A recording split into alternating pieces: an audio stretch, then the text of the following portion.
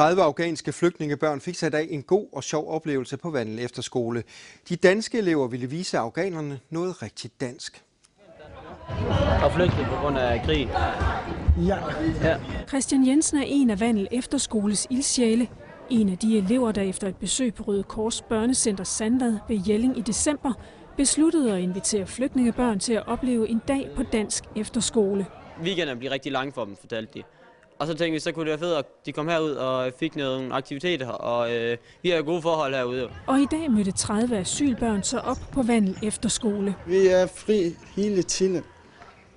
Ja, vi har kun skolen i Jelling, og det er kun fra klokken 9 til 1.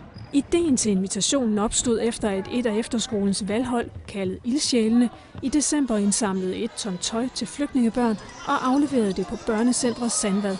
Besøget er en begivenhed, der fik mange af de danske unge til at blive på skolen i weekenden. Nu kommer der sådan nogle her flygtninge, og det kunne være spændende at blive her, fordi der sker noget anderledes.